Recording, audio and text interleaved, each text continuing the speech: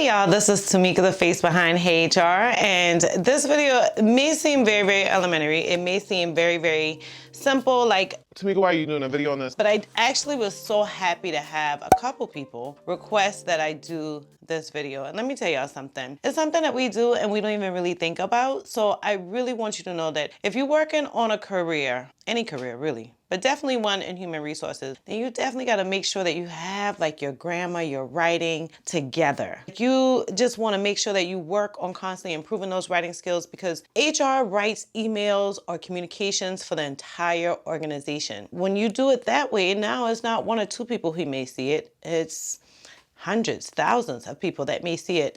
It's not a copy of something that you write that may stick around for a day or two. It will stick around for years, 10 years, 20 years. And so learning how to have those right writing skills is so, so important. But I don't want you to think that I think I'm so good that I can tell you how to write. No, mine came with work too. Now in high school, I did amazing. At least I thought I did. I went to college and I sucked at writing. I sucked. I couldn't pass a paper for nothing. And so I'm gonna tell you real quick about my story before I dive into these tips on how you can improve your writing skills. And honestly, I should be embarrassed to say this, but it's definitely a full circle moment. I was just constantly getting low grades in college. I didn't know how to study and I didn't know how to write. That really caused things to be rough for me. I constantly got Fs, D minuses, C minuses. Like, it was just horrible. My grades sucked. And that was the reason why I ended up having to leave a university and go to a technical college for a year and come back. But before I could even think for a second of how can I improve my GPA, I really had to think, like, what was the problem?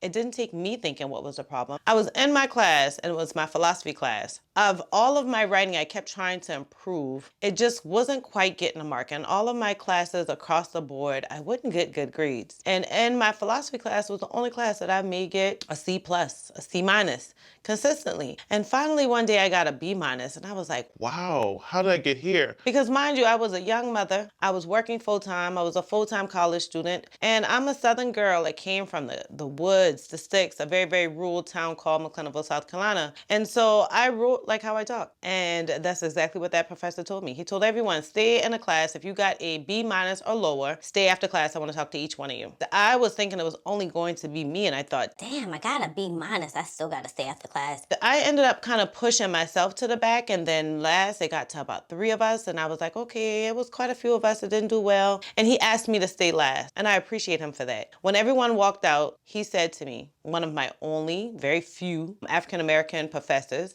I initially had a pretty rough idea of the man. I didn't really like the man. But what he said to me was, Tamika, because we grew up in an African-American community, a lot of times we talk like how we write. And he gave me some suggestions of going to the writing lab, writing my papers early, rewriting my papers if I needed to, getting topics for papers ahead of time, turning them in early so that they can be kind of looked over by the professor, and then turn them in by the due date. And I started doing those things. And just like that, my writing not only improved, but my side hustle became me writing resumes, writing papers for others. And it really helped me until I got in my career where I can just stand on my own. And I thank him so much for it. So now it's time for me to give you guys some tips on how to improve those writing skills, because y'all, you're gonna need them. You're gonna need them. All right, if you wanna know, keep watching.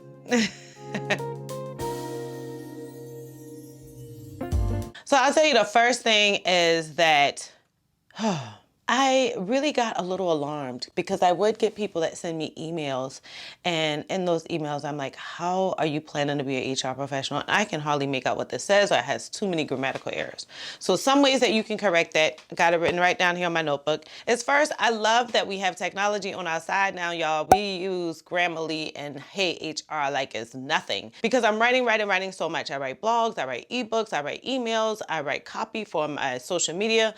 I'm writing so often that it's easy to get where you miss an error or two. But I'm presenting this to the world as a whole. 6,000 of you here, almost 7,000. The same amount on LinkedIn. I got a couple thousand on IG, and this material is planned to be around for a while. So I'm so happy to use Grammarly, because it's just a Google plugin that I put into my computer or download into my computer. And as I write things, it automatically will give me either a green line to tell me that the grammar is wrong, or it'll give me a red line to tell me that the spelling is wrong. And it'll give me different suggestions of what to use instead. So I absolutely love Grammarly. Highly, highly suggest doing that that plugin on your computer. Now you're like, well, Tamika, what do I do if I'm on my phone? Your phone is actually where you're going to use to practice, because all your work you do for human resources is going to be on your computer. So my next tip for you is to use spell check. Like, use Word. Put your information in Word, the actual Microsoft Word or Google Word doc, and like pay attention to those red lines. If they're there, please don't ignore them. Don't think that they're just there just because. They're telling you something's wrong. So you definitely want to pay attention to those. Now I like it that it's really improved, where it's not only telling you how words are misspelled, but it's also telling you about grammar. And it gives you suggestions as well, very similar to Grammarly. And so definitely use it. It's a tool for you. Use it. Now, the next thing that I would highly suggest is, if you know you're writing something, write it early and then read it out loud. Let it sit there as long as you can let it sit there. If it's not due that same day, or if it's due later on that day, then let it sit there for a couple hours, come back to it. Read it again. Read it aloud. Listen to how it sounds. If you find yourself stumbling through it, then it probably needs some attention. Send it to a coworker. Let them read it. I can't tell you how many times my old CEO used to write long emails that are company-wide emails, and he sent them to me first. And I would redline it. At first, I had to ask him, like, you want me to like really point out? He's like, every single thing you see is wrong. And I'd send it, and he definitely reread it himself, rewrite it, make those edits, and send it out to the company. So you want somebody else to always read it for you too. Let them find those errors. Let them talk you through what it is. If you're like, I don't really get it, let them talk you through what that error is. I want you to make sure that what you do is that you incorporate reading into your daily. Like, I know that things have become so convenient for us now that we really don't incorporate reading, but reading helps us write better. When we constantly reading and reading and reading and seeing that something is written the right way, we tend to start writing it that way. So read more often. Read books, read magazines, read the emails that you get. We all get emails all the time from everybody. Read those emails, like read them line by line. Sign up for blogs. Go to those blogs, read those blogs. There are tons of HR blogs, including Heyyy HR, so a little short plug for myself. But definitely read blogs, read more often. Get the news, if it's CBS, NBC, whatever, get on their email list and read the news articles that come along. When you get into different parts of social media, particularly Pinterest, Pinterest is full of pins, but when you click on the pin, it goes to a blog. Read those blogs. Just get comfortable with reading. Get really good books that you want to read. Get really good magazines. Don't look for what's on sale. Don't look for what the featured perfume is or the featured car. Look for the articles and read them. Just work on reading. Reading will help you write better. I promise. I promise it will. Give it your undivided attention. Truly devote to reading and writing, and it'll get better. I'm a person that just loves writing, so I still write a lot. And you will see that I tell you how I get organized is that I use tons of notebooks. I don't write short notes in there. I got to the point where I could, but until I got comfortable with my work, what I'm writing, what I need to remember, I write out full sentences. So when you're writing out notes, try writing out the majority of that sentence. And that should help you as well, because then you'll get more accustomed, more practice. It's a muscle. Practice that muscle. You'll get more accustomed to that practice and start improving your writing skills even better. Now, another place to really kind of test this for yourself is like practice writing like longer emails. If you're writing a quick email to your coworker or something, write it out in long format. It's okay to like kind of warn them like, hey, I'm probably going to write a long email. It doesn't mean anything, because in the workplace, somebody could take it wrong. But do the same with text messages. When you're texting your friend, try to get away from those short codes. Take all of those short codes out of your phone that you may have saved so they can just go in there by itself. Definitely write out a long paragraph as you're writing text messages to people and let them know that you're working on your writing. If they're your friend, they're going to be happy you're improving. So definitely write it out in emails, write it out in text messages. Don't look at the quick way of saying it. Don't pick up the phone and call somebody. Don't worry about, okay, I'm gonna just do a voice note. Like literally write it out in that email and that text message. And the good thing about emails and text messages is when you're sending it to like one person or two people, like what I did or what I would highly suggest you do and what I still do is that I go back and I read them later. Like later, I'm gonna go through and read the entire conversation and just read my part. I wanna see if it makes sense.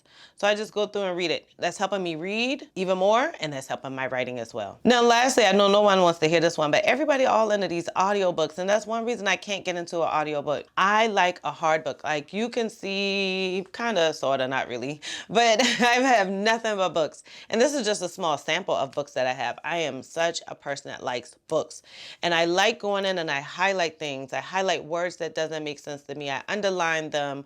I go through and I Google them to see exactly what they mean or what are the different translations of them. I still read books. As much as we don't want to read books, read books. Get short books initially.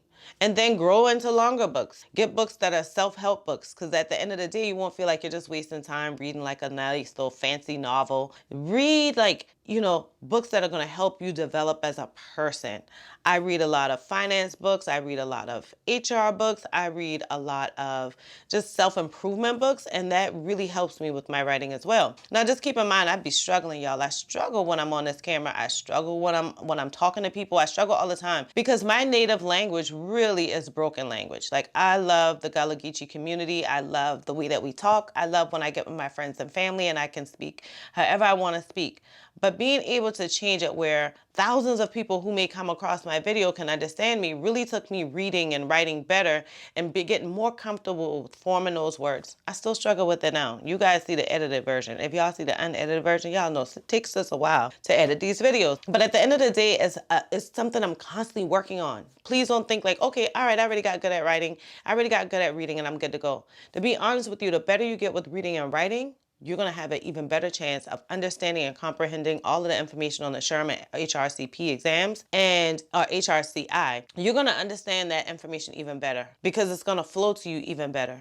Because now you're so accustomed to reading, you can get to the point where you can just skim and scan. Because when you start working in HR, you start getting a ton of emails. You're going to have to get comfortable just skimming and scanning to some degree for some emails. So I hope that you guys found these tips super duper helpful.